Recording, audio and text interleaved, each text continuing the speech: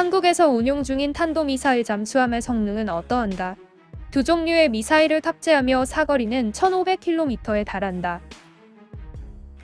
중국 포털 사이트 소우닷컴에 올라온 중국 언론 기사와 네티즌들의 댓글 반응 번역입니다.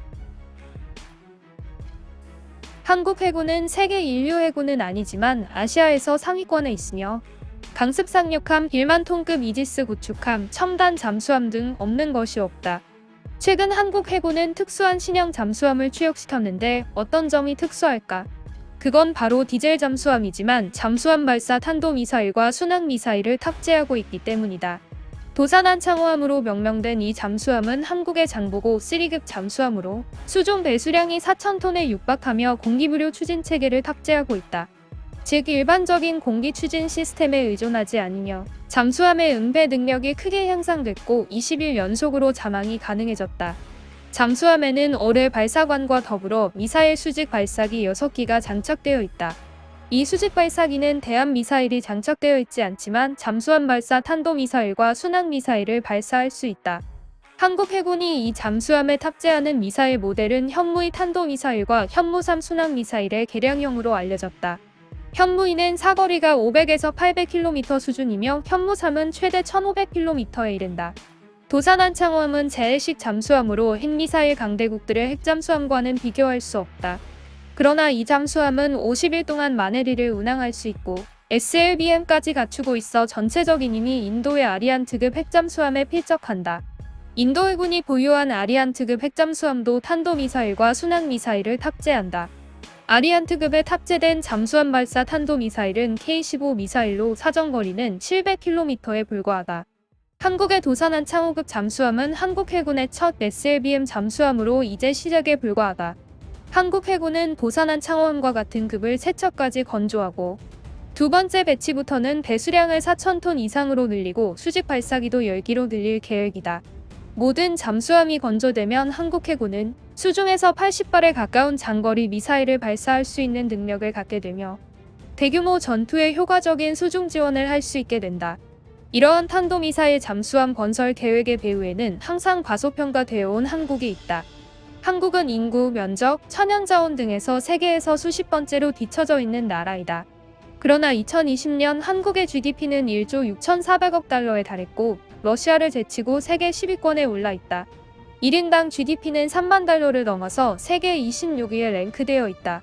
눈부신 경제발전은 한국이 군사력을 강화할 수 있는 토대가 됐다. 구체적으로 한국군의 장비들을 보면 한국군의 현대화는 세 부분으로 나눌 수 있다. 첫 번째는 스텔스 전투기이다.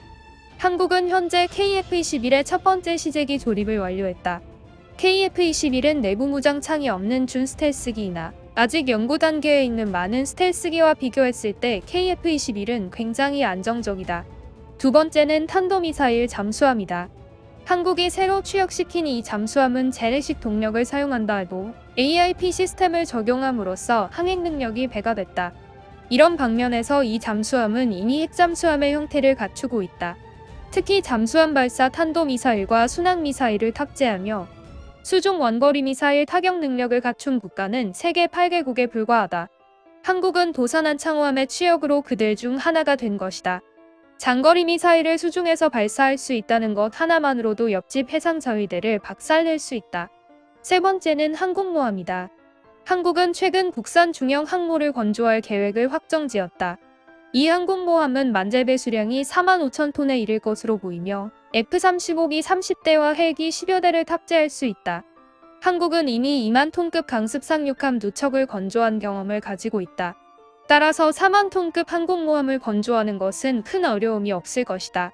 아주 중요한 점은 한국이 몇 년간 추진 중인 스텔스기 개발 계획과 탄도미사일 잠수함 계획 등 핵심 장비 사업이 착실하게 진행되고 있다는 점이다. 계획에만 머물러 있는 것과 다르게 이는 매우 중요한 포인트다. 도산한 창호급 잠수함의 국산화율은 이미 76%를 달성했다. 영국과 프랑스 등이 보유한 많은 핵심 장비들도 국산화율이 이 정도 수준에 미치지 못한다는 점을 알아야 한다. 또한 한 나라가 단독으로 만든 대규모 장비는 찾아보기 어렵다. 영국의 핵잠수함 역시 미국산 탄도미사일을 사용한다. 실제로 한국은 핵심 무기 개발에서 일본을 능가하고 있다. 앞으로도 많은 장비들이 개발될 예정이며 한국의 전반적인 군사력이 머지않아 옆집 일본을 완전히 따돌릴 것이다.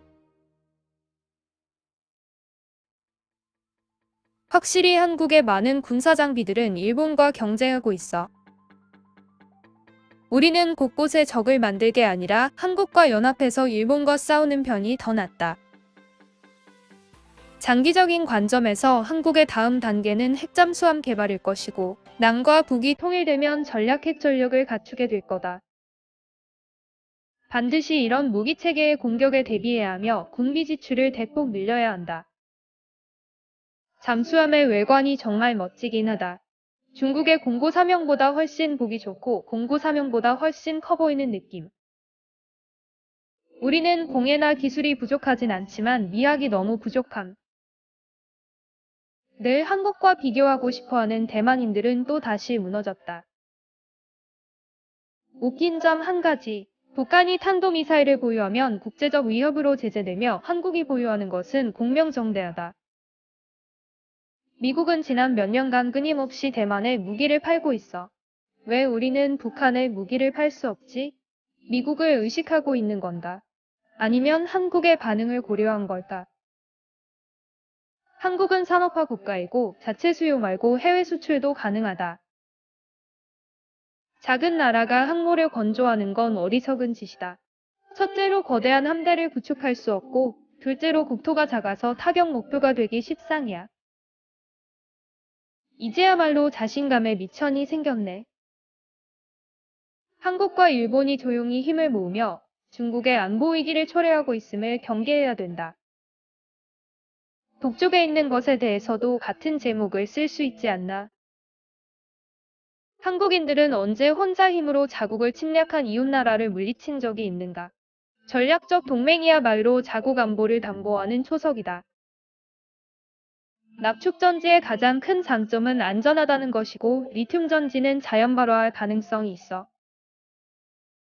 3,000톤급은 작은 나라가 갖고 놀기 좋은 수준이고 나중에 핵탄두를 장착하고 다시 오길 바랄게. 한국은 현재 점점 더 강해지고 있어. 정말 매우 강력한 모습이다. 모두 가장 선진적인 기술들이야. 한국의 인구는 상하이보다 조금 더 많고 각 방면에 제한이 없어. 선진국가는 확실히 대단하다.